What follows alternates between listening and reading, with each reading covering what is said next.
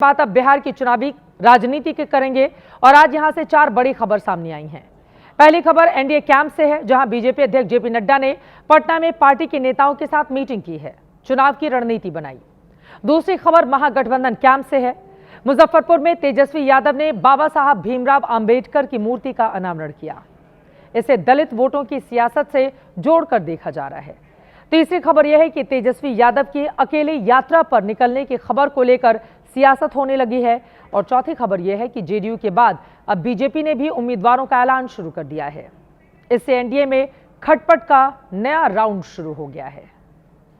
इन 4 खबरों में सबसे पहले बात तेजस्वी यादव की कर लेते हैं, जो दलित वोटरों को लुभाने की मुहिम में जुट गए हैं। उसी कड़ी में आज मुजफ्फरपुर के कांटी पहुंचे, यहां ब्लॉक मुख्यालय में बाबा साहब की मूर्ति का अनावरण किया। इससे पहले जून महीने में लालू यादव के पैरों के पास बाबा साहब की फोटो वायरल हुई थी, तब बड़ा विवाद हुआ था, बीजेपी ने निशाना साधा था। आज जो कार्यक्रम हुआ उसे उस एपिसोड से जोड़ा जा रहा है। माना यह जा रहा है कि उस घटना का यह डैमेज कंट्रोल है। वैसे इस बार तेजस्वी यादव की कोशिश MY के दायरे से निकलकर दलित और अति पिछड़ा वोट बैंक को साधकर अपने साथ करने की है। बिहार में वैसे तो दलितों की संख्या तकरीबन 20% है, लेकिन इसमें मुख्य रूप से 4 प्रमुख दलित जातियां हैं। दलितों में सबसे ज्यादा संख्या 5.31% पासवान वोटर हैं। इसके बाद 5.25% संख्या रविदास वोटरों की है। मुसहर आबादी तकरीबन 3% है। पासी की संख्या 1% है। इसमें रविदास को छोड़कर बाकी प्रमुख दलित वोटरों पर एनडीए का प्रभाव है। तेजस्वी यादव और महागठबंधन की कोशिश इसी रविदास वोटरों को पूरी तरह से अपने पाले में करने की है और बाकी एनडीए के दलित वोटरों में सेंध लगाने की भी है। इसी कड़ी में वो नए सिरे से एक यात्रा शुरू करने जा रहे हैं। उससे पहले आज उन्होंने खुद को फिर से भविष्य का मुख्यमंत्री घोषित कर दिया। आप सब लोगों से अपील है कि तेजस्वी को देख करके वोट दीजिए, जो बिहार को आगे ले जाने का काम करेगा। आप सब लोगों का आशीर्वाद मिलेगा। एक बार हाथ उठा करके बताइए, आशीर्वाद मिलेगा ना।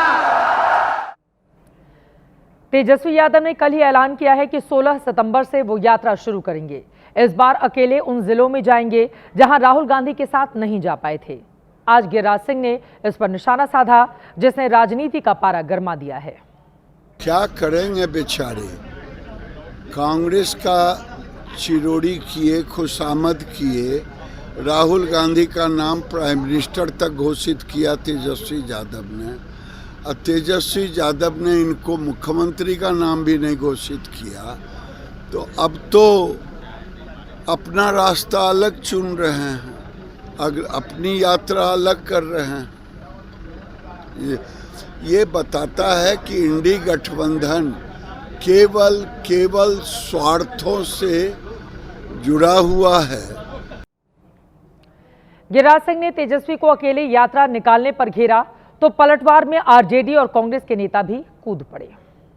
वोटर अधिकार यात्रा में जो जिले छूट गए थे, वहां श्री तेजस्वी यादव जी जा रहे हैं। वोटर अधिकार यात्रा में उमड़ा जनसैलाब ये बता रहा है कि वो भीड़, वो डबल इंजन की, ये बिहार की निकम्मी नकारा खटारा एनडीए सरकार की अंतिम यात्रा थी।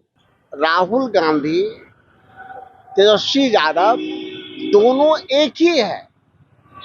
दोनों ने ये ठाना है कि बिहार को वोट चोर और गुंडा राज से बचाना है।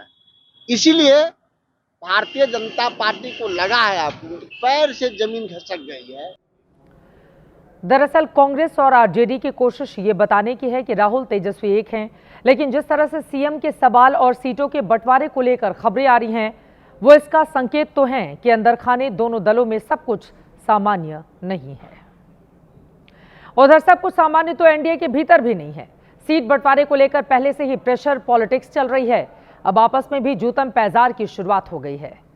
इन दिनों तो मानो हर रोज कहीं ना कहीं से सम्मेलन के दौरान आपसी गुटबाजी, हंगामा और बवाल की खबरें आ रही हैं।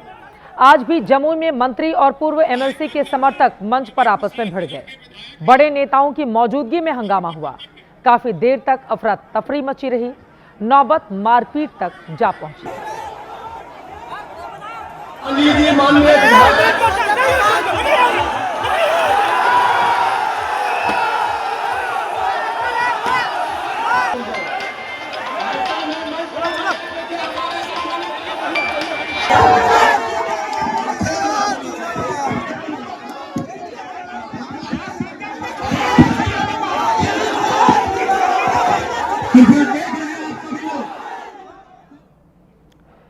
जमुई से निर्दलीय सुमित सिंह विधायक हैं, वो अभी मंत्री भी हैं, जबकि संजय प्रसाद पूर्व एमएलसी हैं जो जेडीयू से लड़ चुके हैं।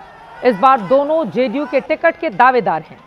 मंच पर समर्थकों ने नारेबाजी की तो बात मारपीट तक जा पहुंची।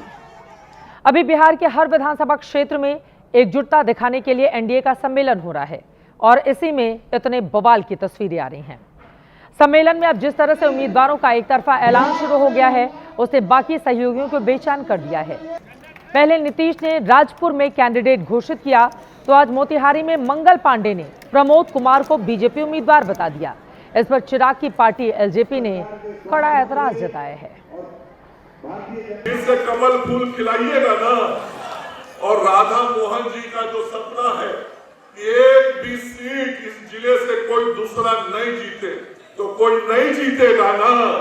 और मोतिहारी में भाई प्रमोद जी की जीत हो जाएगी ना आपके कृपा से। एनडीए में अभी सीटों का बंटवारा नहीं हुआ है। जब सर्वदलीय बैठक होगी तो जो घटक दल जहां से मजबूत है वहां से वो अपनी दावेदारी पेश करेंगे, संभवतः उनको वो सीट दे दिया जाएगा। लेकिन उससे पहले अगर सीटों की कोई घोषणा कर रहा है कोई भी घटक दल का नेता, तो मुझे लगता है ये अनुचित है और हम सबको इससे बचना चाहिए। उधर बीजेपी की जीत की रणनीति बनाने के लिए पार्टी अध्यक्ष जेपी नड्डा आज पटना में हैं।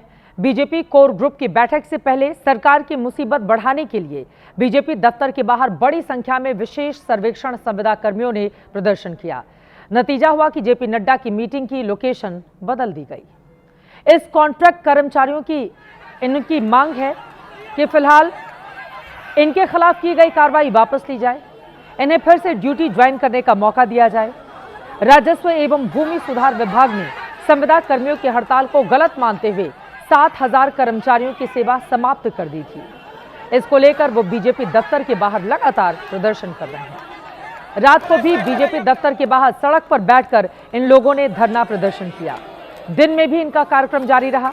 हालांकि विभाग ने नरमी दिखाते हुए उन लोगों को दोबारा नौकरी पर रखना शुरू कर दिया है जो अपनी अर्जी विभाग को भेज रहे हैं।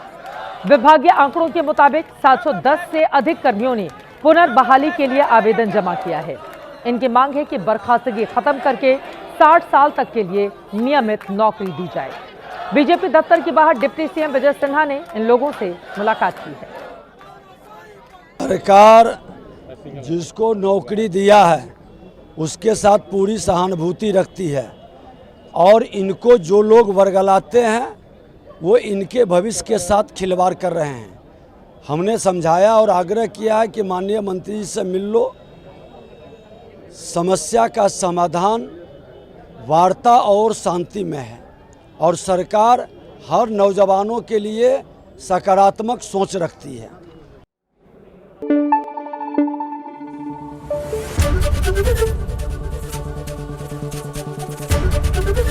एबीपी न्यूज़ आपको रखे आगे।